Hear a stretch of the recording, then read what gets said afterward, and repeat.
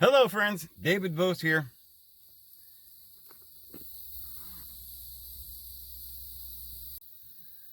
Well, I hope you all having a wonderful day. As you can see, it's a beautiful day here in Oklahoma. And boy, oh boy, howdy, this lake is just the most beautiful thing I've ever seen. It's about 2 miles from my house. Maybe 2.5 miles or something. I don't come down here too often. This is not the same lake that I may have made a video out here one time or twice, but usually when I'm making a video, it's at several different other lakes around here. So, you know, people say they love the water. They love the ocean. And I've always thought, you know, as well, even though I do love the ocean, I never spent a lot of time on the ocean. I never did live on the ocean. And I've been there a few times. I have never spent much time at all on the ocean. I want to do that. But I think every time I've ever done that, like I've gone to a beach. I went to Galveston Beach one night, spent the night. I was crazy back when I was about 18 years old. Went down with a friend. And of course they were a little older than me. We went down there to get a job working construction in Houston. We paid big money, you know. And so we went down there, and they were all a bunch of guys staying in this one house. I took my guitar with me, and I was playing my guitar. And we were only there for a few days, and it didn't work out. I went home, but they went to Galveston. And boy, that was a heck of a night. I remember a car burning, and it was a beautiful beach. But I never, and then when I was younger even than that, my mother and father went to Oregon. We explored some of the Oregon coast. I've seen the California coast. And the Washington, I went to Sequim, and I went to Eureka. Now, both of those places, when I went there, I didn't like it because it smelled too much like fish. It smelled like a sea town to me. And I always thought, I wonder how people, I guess you get used to that and you think that's all right. But I didn't care for the smell of the ocean. Now, I know it's different in different places, but what I was going to say is that I like water, but I love the lakes. There are some lakes in Texas and Oklahoma that are so beautiful. I mean, this is just a little bitty lake, but there's some big ones. You know, I'm only about 20 miles from Eufaula Lake. It's beautiful. But there's some even more beautiful lakes further north and some further south. There's a Broken Arrow. I think it's called a Broken Bow. Broken Arrow. That's a beautiful lake. There's so many islands and stuff, and you could canoe out to the little islands and have your little picnic on a little island all by yourself out there. It's so pretty. Just fantastic. But you get the water, and there's plenty of shoreline. One of my favorite lakes is Lake Mead. No, excuse me. I don't like Lake Mead. Lake Powell. I don't know what I'm saying. No, Lake Mead's not so great. Down by Las Vegas. It's kind of barren there. And I remember I went to Lake Mead one time, and there was these huge carp that would meet you when you got to the shore, and they would just, I mean, these suckers must have been 4 or 5 feet long. I don't know. But they had these huge mouths, and there was thousands of them. They're all standing on their tails, begging for food like dogs or something. And there was huge fish.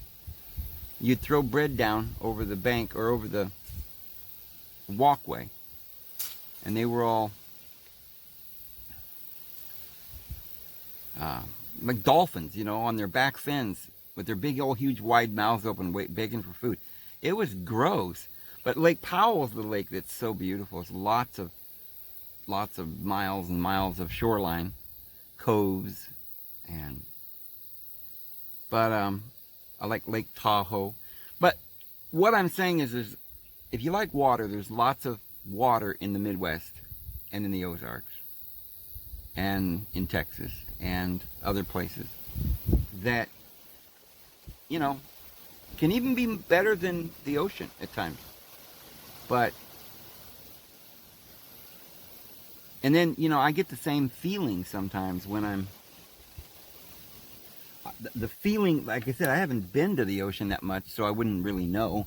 But I've seen movies and things a lot, and, you know, and in my mind, I believe that there's a sense of the vastness of it. You know, you sit on the bank and it's the tides coming in and the noises and all the current, the splashing of the water, the waves, the breaking of the waves, and the seagulls and all the birds, the lighthouse, and all of that can be quaint and magnificent, and I suppose give a person a sense of overwhelming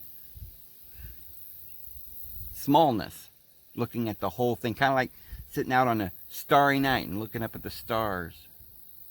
I think that gives you a feeling. Certain people like that kind of feeling, but you can get that feeling in the middle of nowhere in the forest looking up at the stars, a feeling of being small. But along with the breaking waves of the ocean, and I think it helps to give a person that solitude that sometimes a person needs, the quietness and the loneliness that gives you a time to think and contemplate your existence. But you know, there's some big lakes, and the Great Salt Lake is one. It's almost like an ocean. I used to sit out there. I used to walk out through the Bonneville Flats. That was interesting. It was just a flat salt pads, you know. But all of that gave me that sense, that feeling. So I've had all those kinds of feelings. But you know, where I get it the most, where I feel it the most, I'm the type of what I like, I think more than an ocean, is I like a view. And that's why on my property I've got this little view. It's not as good a view as I'd like, but I'm building my cabin up on a hill. And I can look off over the valley. And even though these little hills around here aren't mountains, they're, you know, they look like mountains. I mean, you go to Idaho and Montana, of course the mountains are thousands and thousands of feet in the air, but these hills are, you know, at the most 1,500 feet. But and so somebody in Idaho would probably think, what are you talking about? You aren't on a mountain. Well, I've seen mountains and they're beautiful. And don't get me wrong. I mean, oh man, I've been Mount Hood and many mountains up on the Canadian border that you look off, you can see into Washington and Idaho and Canada, just for miles. And you're up above the clouds sometimes. I went up on the Canadian border up onto a mountain. I don't remember the name of that mountain, but up by Creston in Canada. And it was July, in the middle of July. And it was hot and warm and sunny, and it was a beautiful day. And that's their banana belt down there. They got a lot of orchards down there in Creston. But by the time we reached a certain altitude, going up that mountain, probably about 7,000 or 8,000 feet, I don't know. But we pushed up through the clouds. And on top of that mountain, it was snowing. It was freezing. And it was just coming down, just like a blizzard. It was a total blizzard. I couldn't believe it. But that can be interesting. It's quite a sight to see. But so I love mountains, and I like views. I guess it gives me that kind of feeling, that solitude, the place where I can look off and watch the starry skies and things like that. And another thing I've had experience with that I really like is I've got about a little bit of property in West Texas, and there isn't any trees there at all. But I will go out and sit on that piece of property of mine, just on a little knoll, like a little hill. It's kind of flat, but there's little knolls or little hills. And I can go get a lawn chair or something and sit out there and drink a glass of wine. Just doesn't go out there and get their afternoon and get the chair set up and get ready to watch some stars, you know. But as the afternoon drags on and it goes into evening, it's just like this solitude of looking over the field. It's nothing but flowers, grass. And that's almost like my ocean. So, you know, so I think that it's important for people to know where they belong, to know what makes them feel good. Because I know that a lot of people haven't ever seen things like that much. Maybe a few times in their life. Some people have never seen it.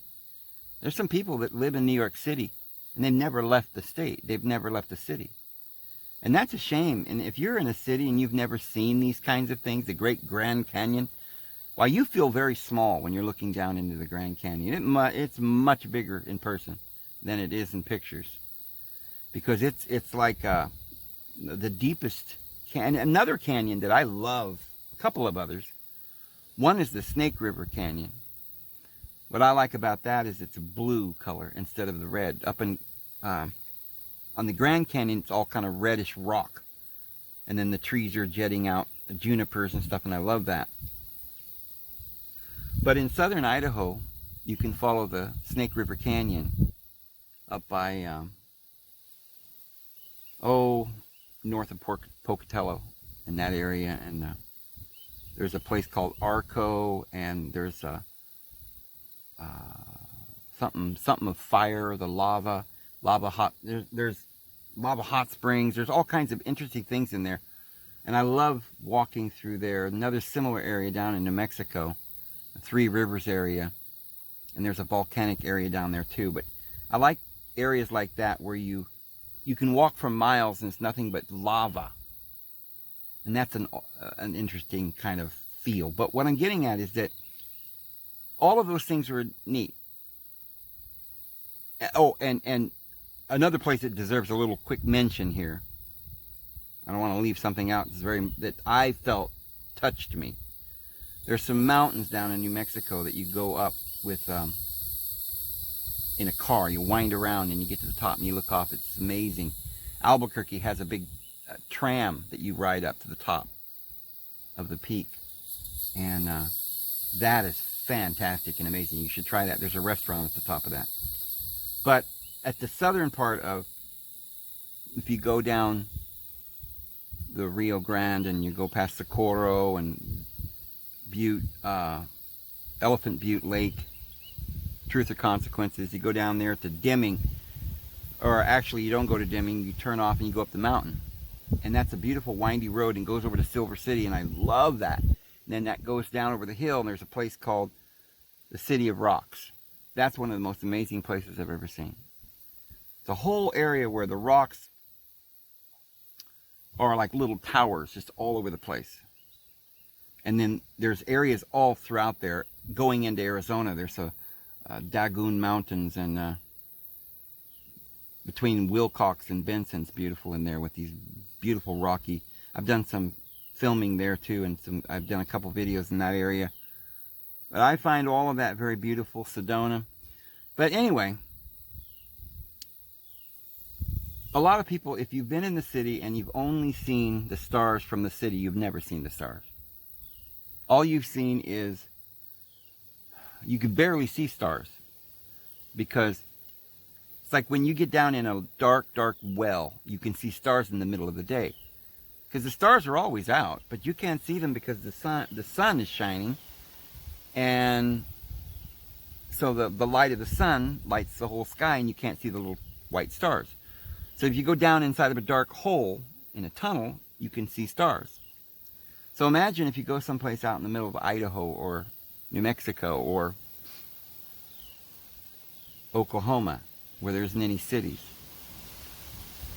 and it's no moonlight or anything, it's pitch black, and you look up, you can see so many beautiful stars. Probably 5 times more than, or 10 times more than you would in the city. And that is really spectacular because you can see the actual Milky Way. It's like a swirly Milky Way is what they call it. It's what it looks like. But you've probably seen it in pictures.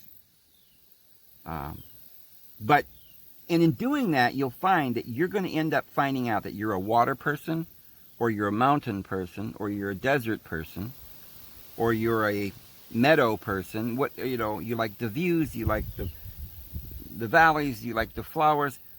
In the city, you never really get a sense of whether you're an ocean person or a mountain person. You've seen a few things in pictures, but you know, a lot of times people live in the cities and they're not happy, and they don't know why they're not happy. Aside from the fact that they're poor, aside from the fact that they have a bad relationship with their family or the job they don't like. But it's far more than that. Sometimes the thing that's missing in a person's life is the nature. It's like a light bulb that's not screwed in. It's not making contact with the ground. You're not getting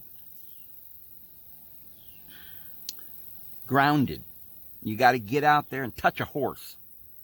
See, horses is something that, along with dogs and cats and stuff, a lot of people, chickens and ducks and everything, people who live on a farm, they get to see these kinds of things. They get to ride horses. I always talk about that movie, Avatar. Remember how the people there lived a natural life until these advanced beings came and tried to destroy their planet, but they were going to cut down the tree. And that tree sort of connected them with nature. It was a part of them. And they used to, when they would ride their horses, what looked to be like horses, they also had some pterodactyls they rode or something in that movie. But it seemed like they would do something with their hair. They would sort of like plug in to the mane of the horse or something. I don't exactly know or remember how they did that. But they were one with their horse. And that is so true, because the native peoples, the original human beings, the good life that you've never experienced before, so you don't really know. You probably think, it's overrated. I'd rather stay here in the city where I can get my ESPN and sit there and eat pizza, have it ordered and brought to my door, and watch television, right? Yeah, you're missing out. A lot of people say, I don't like camping. There ain't no electricity out there. No running water. I ain't going to sleep on the ground. Well, you don't have to sleep on the ground, friends. You can bring a mattress. But sleep in your truck or something if you want to, or get a tent. But you are missing something if you've never spent time outdoors. And when you do it for a period of time, sometimes it takes a few days to get acclimated. You need to go camping for a couple of weeks or more, not just for a day or two. Because when you first go camping, maybe the first day or two, you're probably thinking about your phone, constantly checking your phone and thinking you're missing a sale somewhere at Macy's or something. But after a few days, you put the phone away, and you'll be sitting on a rock fishing, and you just forget about time. And you see the grass blowing in the wind, or the waves of the ocean, and you're just mesmerized, and you start getting lost in contemplation. And you don't have any more worries. It's almost like that moment when you've taken just enough cannabis to forget what you were thinking. And you never think about, you never remember any of your problems. But all these revelations just start pouring into your mind. And it's like you just know everything. You know who you are, and you know that you're connected with the divine, and the divine is connected to you, and you're all, and both of you are connected to the earth. You feel like somebody loves you. You feel loved. You don't feel, you feel special and connected, and you know, that's why people who have never been loved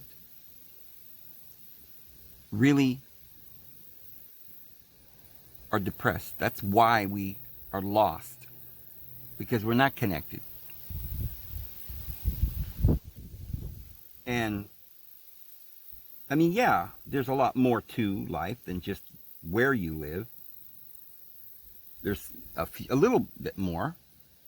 If you're all by yourself, it's not as bad as if you're with your soulmate, your children, you're watching your children play, and you know, there's a few other things to do, but a lot of people get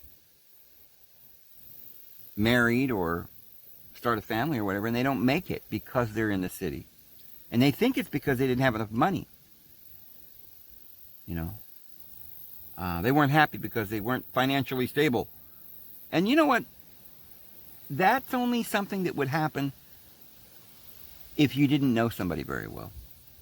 And if the person that you knew wasn't a very good person. Then you'd be thinking, well, you'd be thinking, oh, well, it's because they weren't financially stable. That's why I left them. I wasn't happy. We were always at each other's throats. We couldn't get along. Well, you weren't getting along necessarily because you were poor. It was because you didn't find yourself. You didn't know who you were. You weren't grounded. You weren't connected. Because if you don't know, if you've never been loved, you can't love. The Bible says that we love because he first loved us. How do you feel the love of God? Well, there's a lot of ways, but you gotta get that revelation. Like when you're doing the cannabis, you know, and you're not worrying about anything. You're not anticipating what to do. You know, you don't feel guilty. You don't feel loathsome inside. You don't hate people. You just feel like one with everybody. And that love that you feel, that's God. That's that connection. Because then you start feeling that sense of peace, serenity. That's when the Holy Spirit begins to talk to you. You have to get quiet. You have to be quiet. Long enough, not just a day or two. I mean, this could take weeks. But it might start right away. I mean, you know, you could go camping and 3 or 4 or 5 days into it, you start getting these subliminal messages. You start getting revelations, flashes of light. The heart begins to burn and your eyes are opened. You go to your upper room, to the higher consciousness, in the city of peace. Not the city of New Brunswick or something. But we're talking about the city of peace and light, solitude, quiet, no worries. And the surrounding area, you'll begin to decide after you get away from the city and you visit a few places, you'll know whether you like, you know, because some people are water people, some people are earth people, some people are fire people, some people are air. Has a lot to do with your astrological sign. But I love the sunshine, and I love flowers, and I love the view. But we all love everything, but you have a particular thing that you like. Somebody else. That's why it's good to marry somebody or to be with somebody that has compatible energies. It doesn't mean you have to be identical. It means that you have to be compatible. Because fire and water don't mix. Air and fire does. Boy, you're going to have a raging fire. But you gotta, you gotta find out what you mix with, what you're compatible with. Not only in your mate, but in your living, where you're at. I can tell you one thing. You may think you like the city, but after you've gotten away from it, quieted your mind, you're going to realize that you have to have, for some periods of time in your life, this place to go and find sabbaticals, find peace, and talk to God. And if you've never done that, you need to do it now. And now more than any other time because of the fact that the things that we're going through in this world.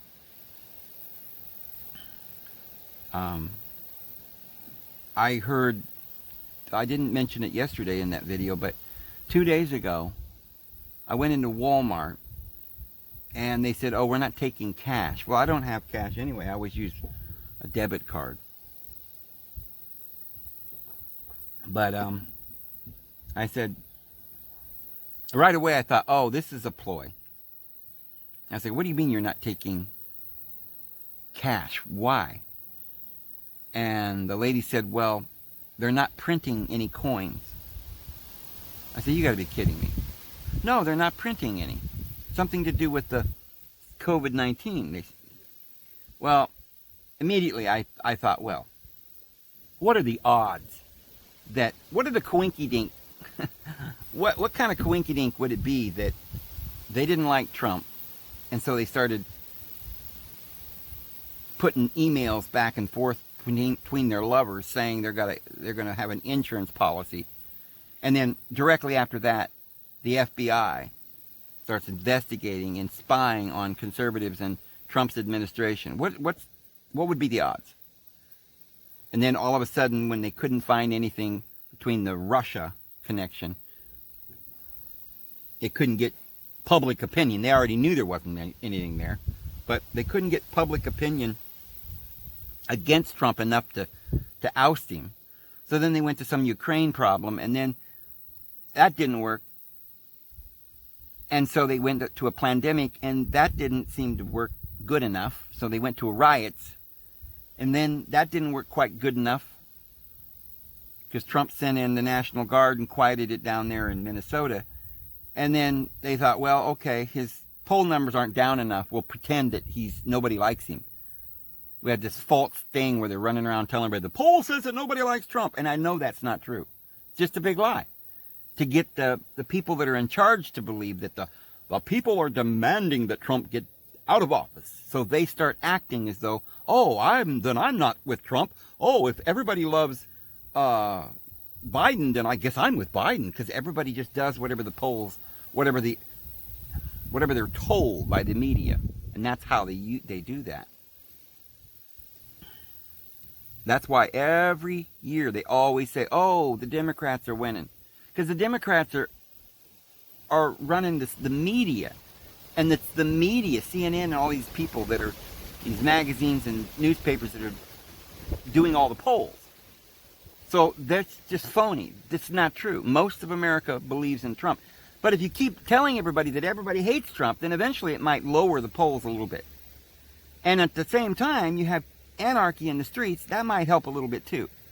Because I think people, if there are some people turning from Trump, it's not because it wouldn't be because because of the riots. They don't blame him for that. It would be because he didn't do something about the riots, that he didn't take and go get the National Guard and go in there and stop them from tearing down the statues and stuff. So, but I guarantee that the polls are a lie. But the point is that this keeps going, and finally, nothing seems to be working.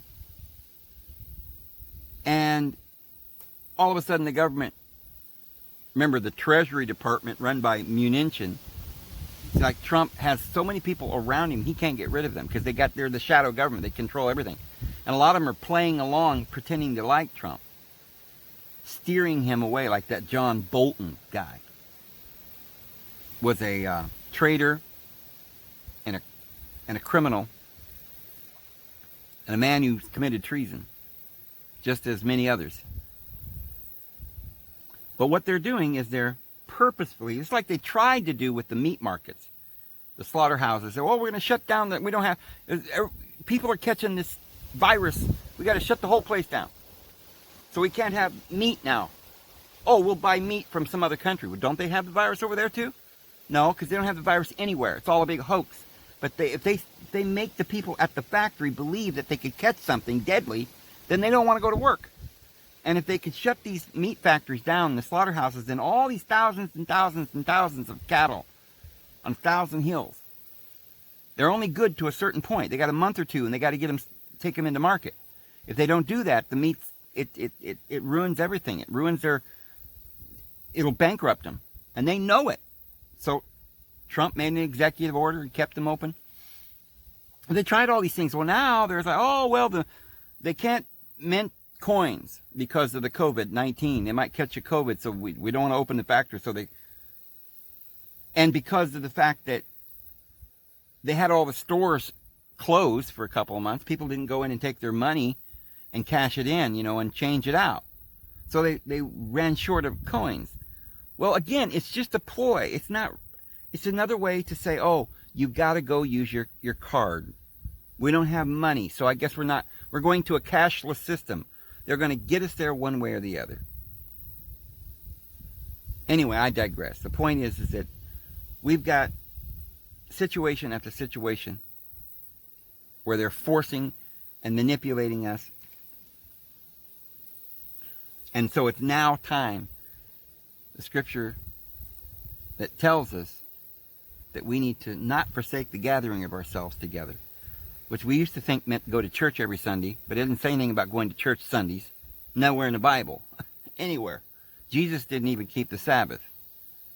What Jesus told them to do was gather in the community. And you read about that in Acts chapter 1 and 2, where they came and put all of their belongings at the apostles' feet, and they had all things common. They gathered in a commune. To have things common means a commune. And none of them had too much, and none of them had too little.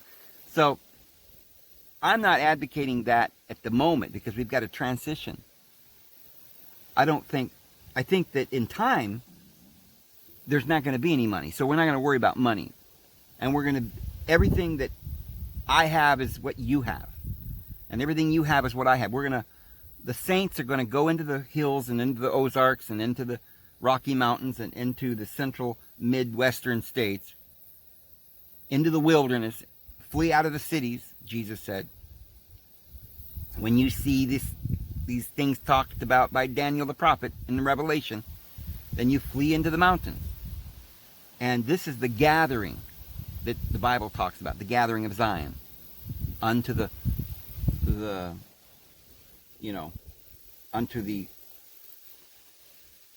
it's the gathering of Israel, is what it is. We've talked about that in many videos. So, don't forsake the gathering. That meant gather into communities. They had many small communities in the early church. And it's time that we do that. It's very important that we start now. And if you don't do it now, you may not even be able to do it, because it could be at any minute they may lower the boom. You won't even be able to get out of California. They've got checkpoints. Already they're talking about in California you got to wear a mask everywhere you go, or they might stop you along the road and make sure you're complying with orders from headquarters, So you don't have much time. You need to go find you some land.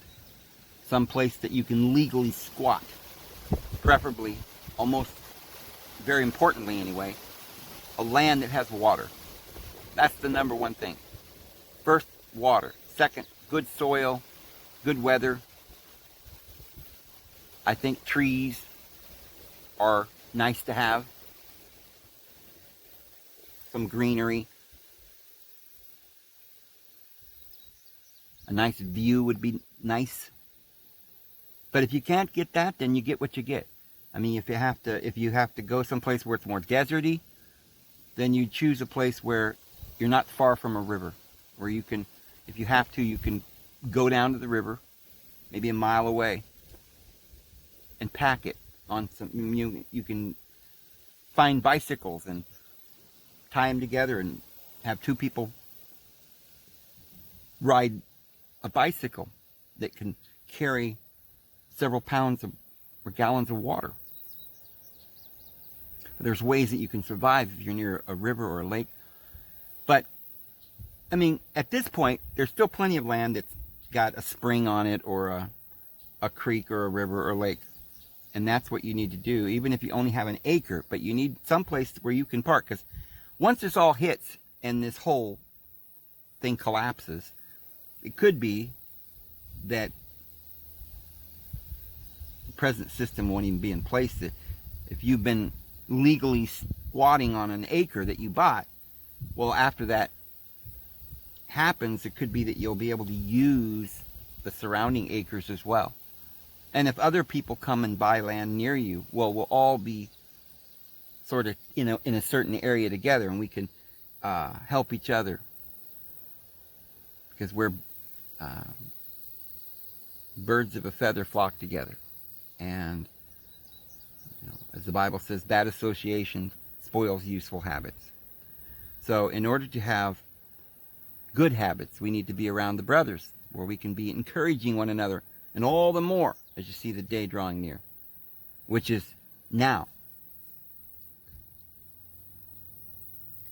But you're going to find out that we've been unhappy. There's been wars, there's been famines, there's been pestilences, and all this time we've been deceived into living this way in the cities, thinking, we were thinking this was the most wonderful way to live in the whole world.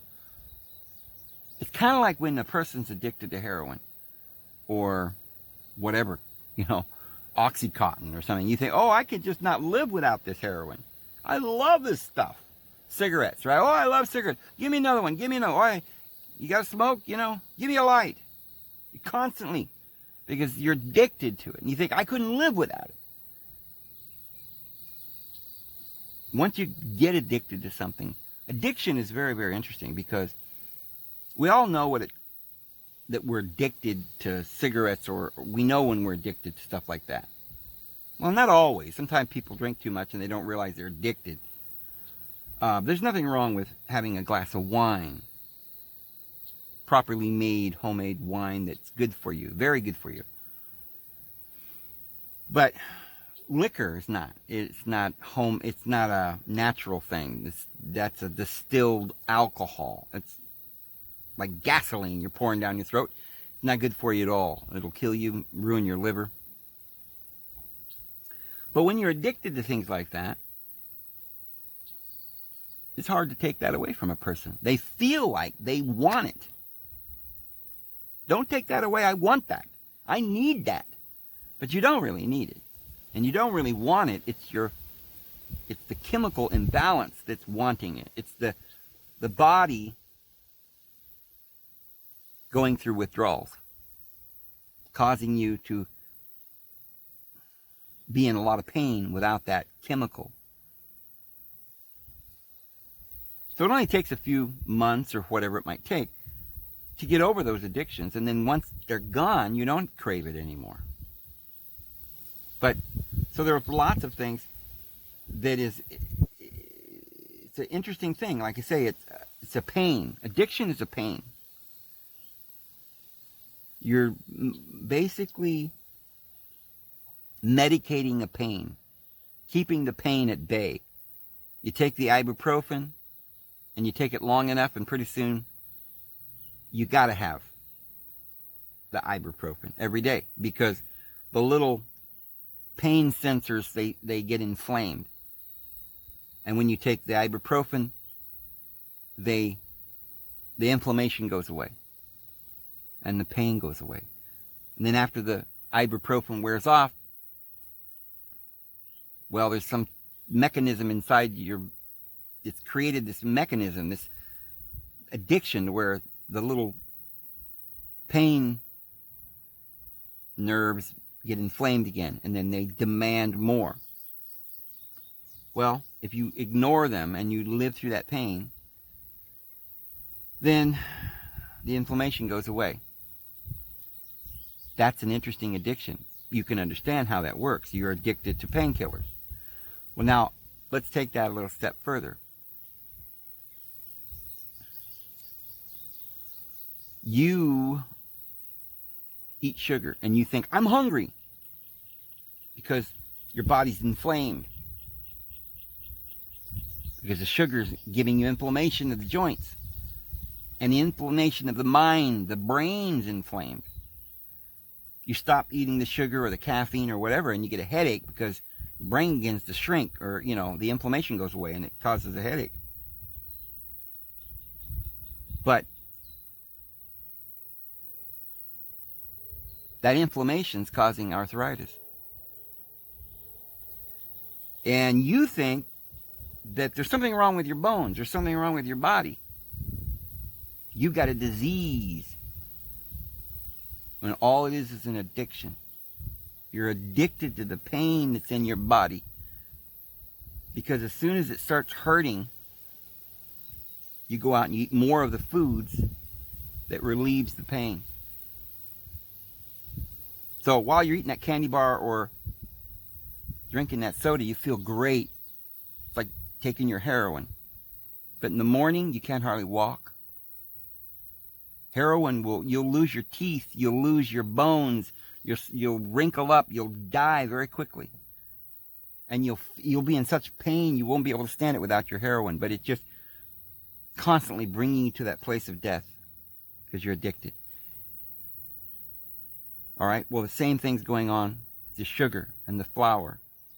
And your arthritis is an addiction. You don't have arthritis, my friend. You don't have a disease. What's happening is you have an imbalance. You're eating poison. And you're addicted to that lifestyle and that poison. Now let's go one step further. Let's say that you hurt your wife. You yell at her. And you know you've hurt her feelings.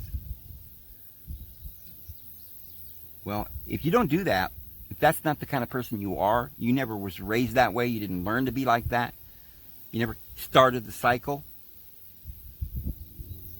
and all of a sudden you did it one day because maybe you got, just something really crazy happened that day and it just set you off.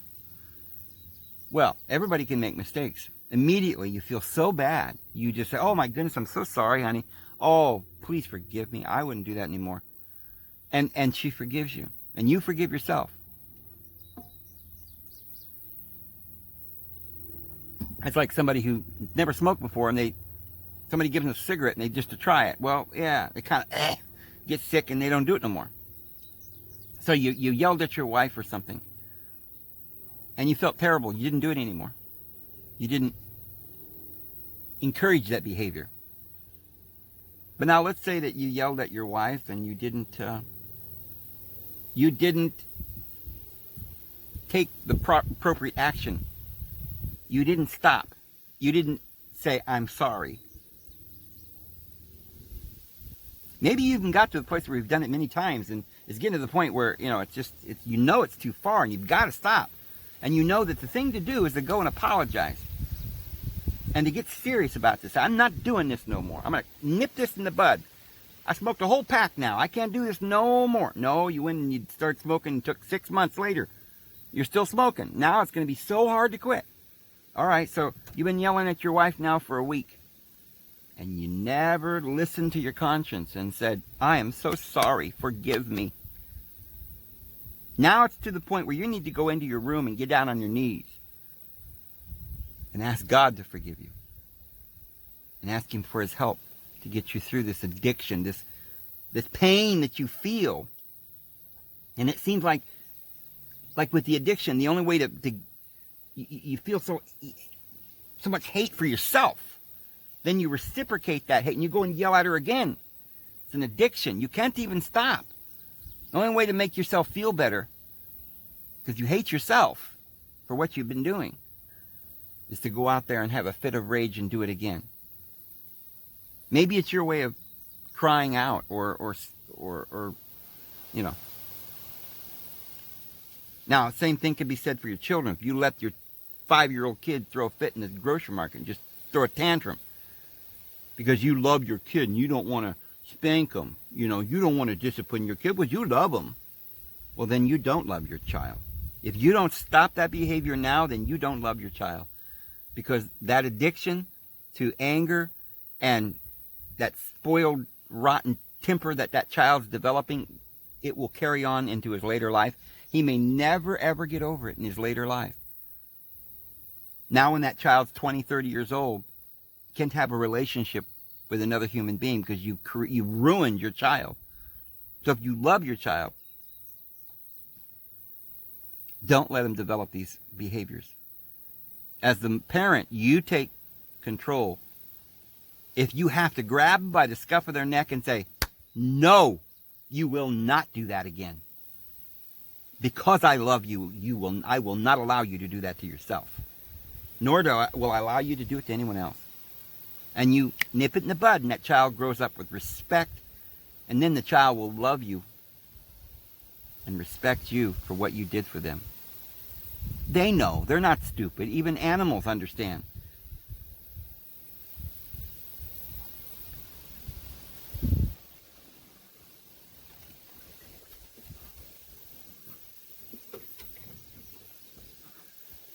So,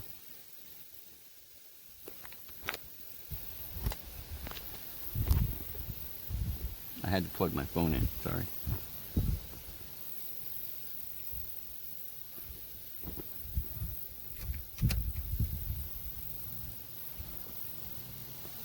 Starting to run out of juice, guys. So if you love your children, you'll discipline them. And if you love yourself, you'll live a disciplined life. You'll live a life that is disciplined, and you'll love yourself more. Because if you wake up in the morning at a certain time and you do your chores and you clean up after yourself, you feel better. But if you start to become sloppy and disorganized, lazy, you begin to feel bad and depressed. A lot of people say, I'm just so depressed and I don't know why. Well, maybe you smoke, your body's sick, you got arthritis. These are all things you've done to yourself. You're angry about it. You're taking it out on your children and your wife or your husband. You're not disciplined.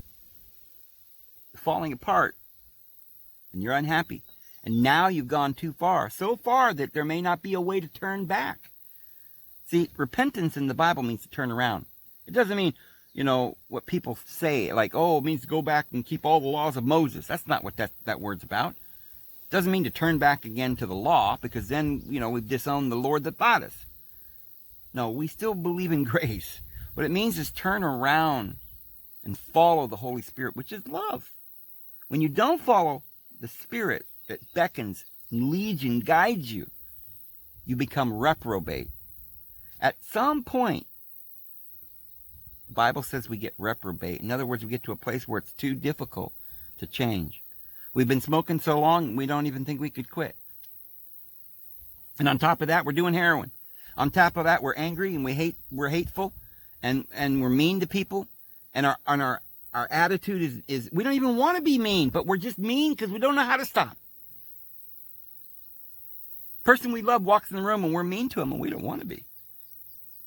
And I'm not saying you can't stop, but it's going to take an intervention at that point. You're going to have to go into your room, get down on your knees, and you're going to have to do some fasting. And it's at that point that you need to realize what got you there, and that the only way to stop is turn around. There's no more excuses. Fast from all of that business. Go out by yourself in the woods for months if you have to, and come back a different person. Don't take cigarettes with you. Don't take heroin with you. So in some cases, if you've got a terrible drug addiction, you may have to have some supervision if you're going to get rid of that. But in most cases, most people can do this on their own. And it's good sometimes just to go and just cold turkey, go into the woods, and prayer and fasting.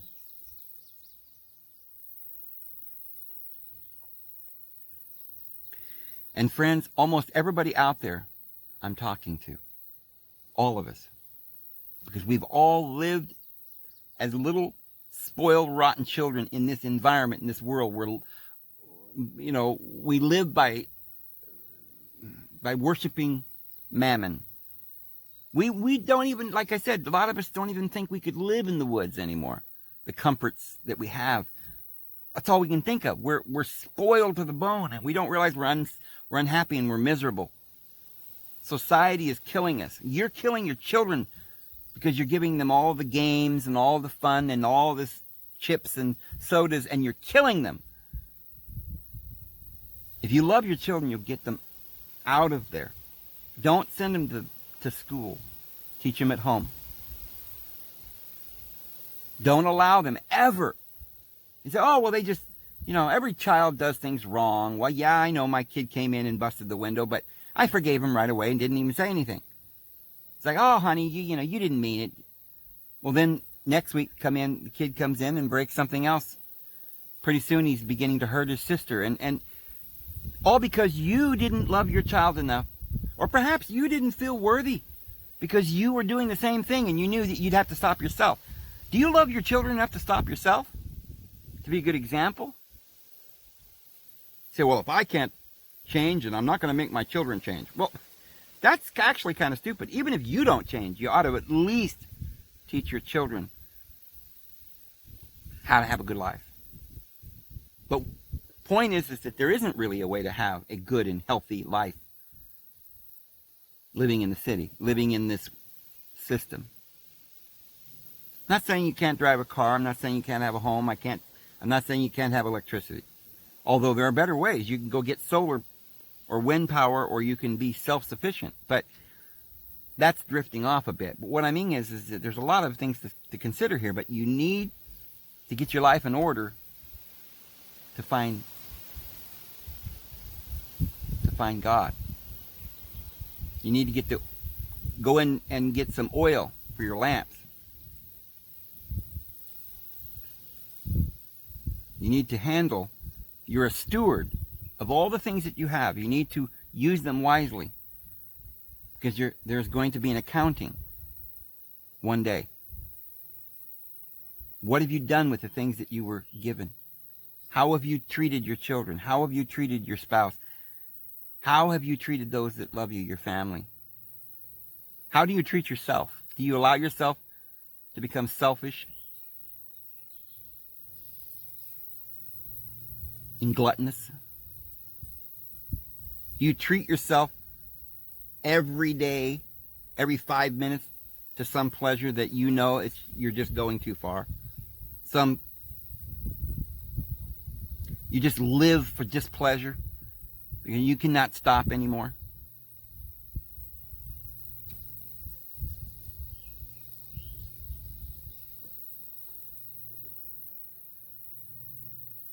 Friends, it's time that we understand that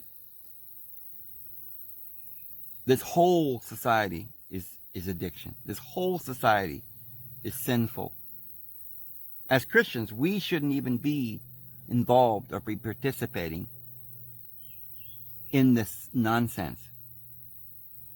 If people demand that you wear a mask and pretend that there's some deadly plague going around, we should not be participating. As a society, it's very difficult for one person. I know, well, they might put me in jail, or I might lose my children, or I will, lose my job. Listen, if we don't stand up now, if all of us together can't stand up,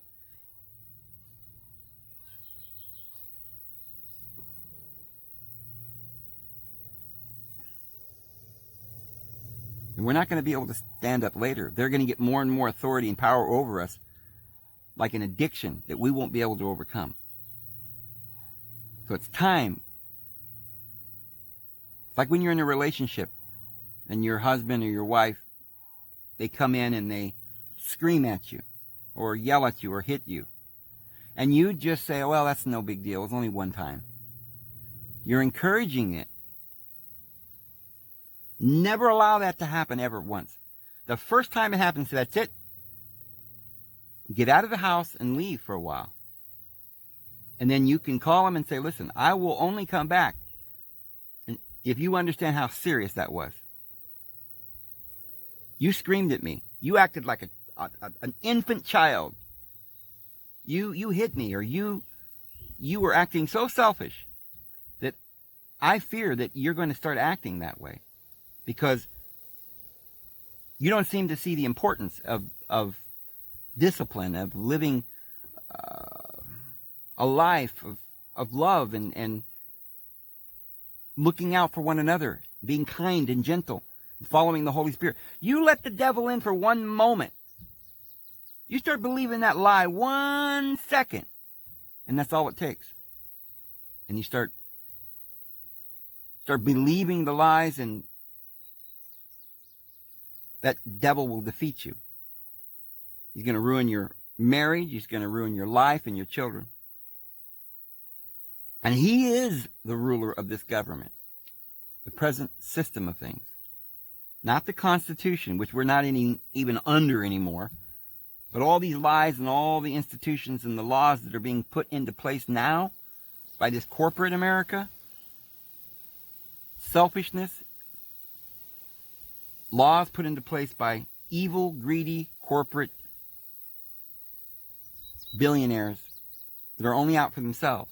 And we keep putting up with every one of their little laws and all of their takeover plans and all of their lies. We never stand up and we never say no. Every day all of us are going to Walmart and we're putting up with this. Now they're saying they're not going to have checkers at all. They're steering us into a cashless society where they will control every move you make. If they can make you wear a mask, next week they can make you wear a certain color. Or you have to wear certain clothes, or you can't go out on Tuesdays, or whatever they're going to do. Because it's not convenient for them. They're going to make it so that there's no more competition. You get what the slop that they give you. You eat what they say. You go where they say. You do what they say. Unless we stop. Right now, we stop them. I think all of us need to stand up. And it's very difficult not to go to Walmart sometimes for people who don't have another store nearby. If there's a small store in your town that's not affiliated with these billionaires, go there. Even if it costs a little bit more. Never wear your mask. And any place that makes you wear it, refuse to wear it. I don't think they're going to call the police and have you arrested. And if more people start causing a stir and demanding and saying it's illegal, it's against the Constitution, it's against my constitutional rights, I don't have to wear a mask. I know you might lose your job, but you see, that's the price we have to pay. It's a lot better to stand up now and just lose your job. That's all. Because next week you might be losing your life or your children's life. So, what I'm saying is we got to do something. And of course, the best thing to do is just leave and we don't even need markets no more. Let's get all of us together and start going into the mountains as the Bible tells us to do. It's time. The call's gone forth. Go out to meet the bridegroom. Make sure you've got oil in your lamps. That's knowledge. You know what you're doing. Be a good steward. Don't beat your fellow servants. Teach the good news. Heal the sick. Feed the hungry. And come together and do not forsake the gathering, which is that thing that will be done in the latter days. We'll all gather as one person in Christ. They cannot defeat us if we band together and love one another and stand as a group together. And when we do that, we don't need their system. We don't need their schools. We don't need their masks. We don't need their food, because we can grow food on our own place, on our own property. I'm not telling you it's wrong to go to the store, friends. Sometimes we have to go to the store buy the seeds. Sometimes we have to go to the store buy food for a period of time. Stock up on beans and things. But it means to start preparing. Be wise. You may have to, you're addicted to heroin. Sometimes you don't go off that day. Sometimes you have to go off little by little. Otherwise, it can cause a seizure or something, You have to, I think sometimes the best way to quit smoking is if you smoke a pack a day, cut it down to a half a pack for a week or two. And then for a week after that, a quarter of a pack. And then just keep going down to get to one cigarette. May take you several months to get to that point. All the while, taking vitamin C to flush that out of your system. You got to do what you got to do. It's your life and your children's life and our soul. So, anyway, I'm going to go ahead and go, friends. And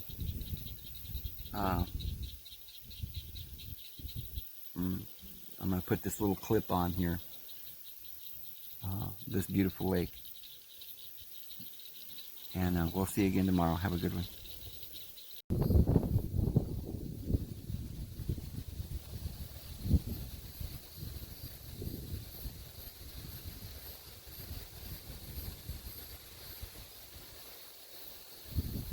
This lake is about a mile or two from my house.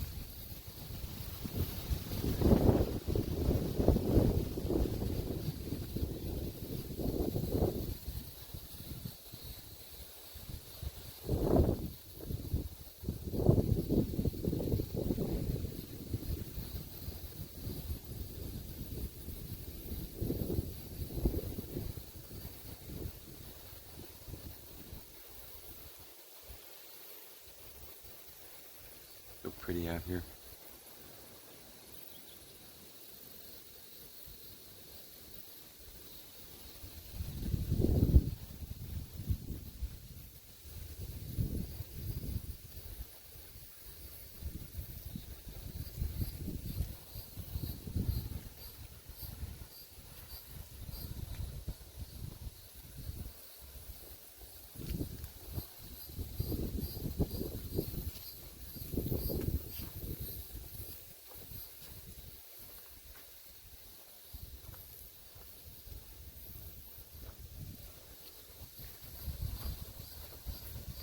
So peaceful and quiet out here.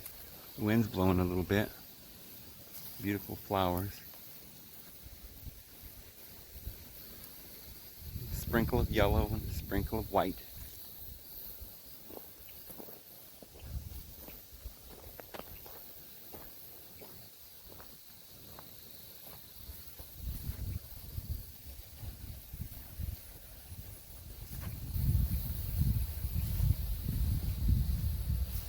A little dab will do you.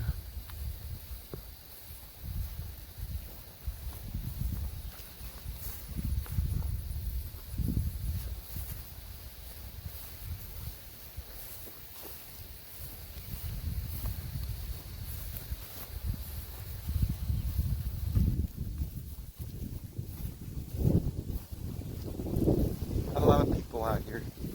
This neck of the woods. You get the whole place to yourself. This is a weekend. This is Sunday. Nobody comes out here.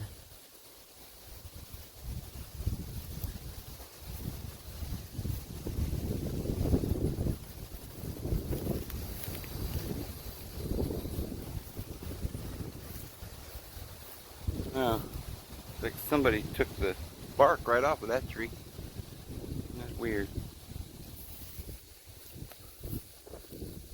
And they say, be careful you don't make a mark on the tree, it'll kill it. And I've seen trees survive quite a bit. This lake is kind of low. Usually comes way up into here. Well, it's summertime. It hasn't rained a lot yet.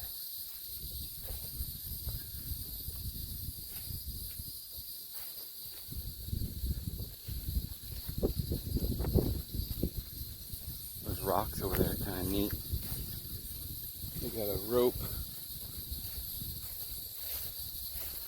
You can swing out, jump into the water.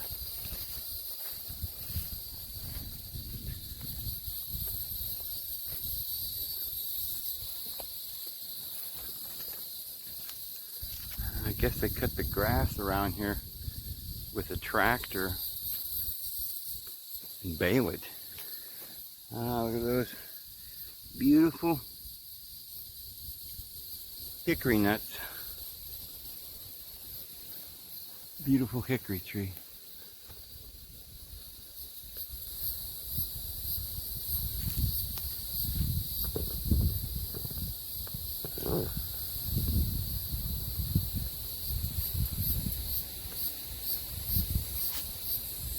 Huh.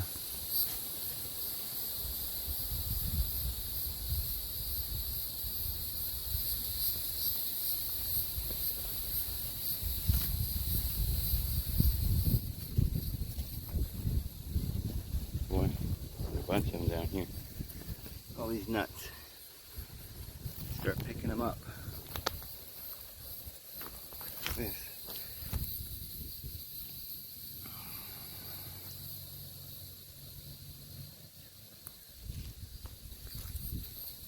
Beautiful one.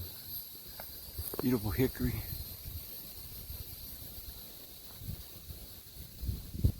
Wow.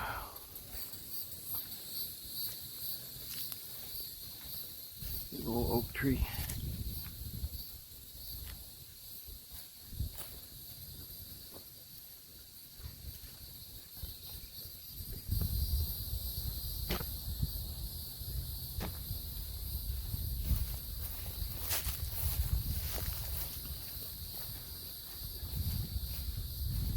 That's a pretty neat way to cut the grass. This looks like regular grass, but they baled it. I don't know. Never seen that done.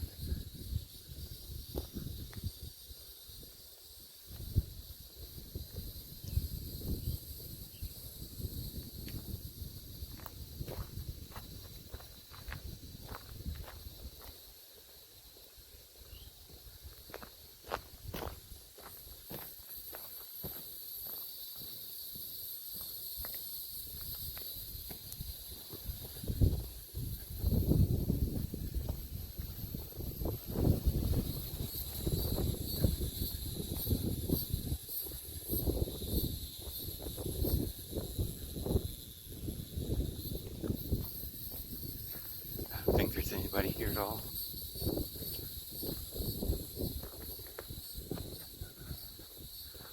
Let's go over here and look at these rocks.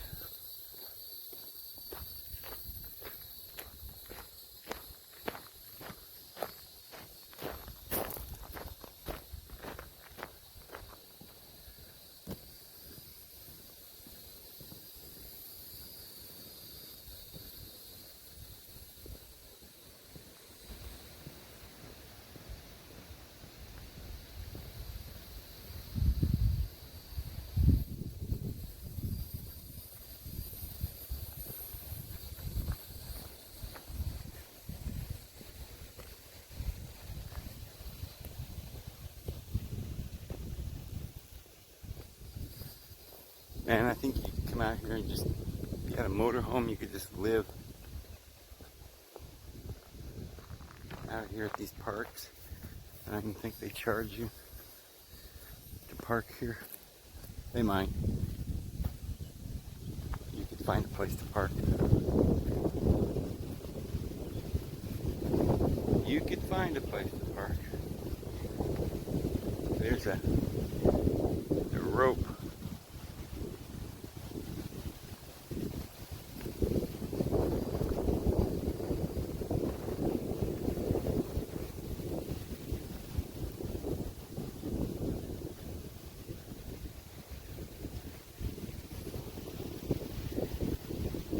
Sit right there and go fishing, or you can jump off that rock right into the lake, or hang from that rope, swing out.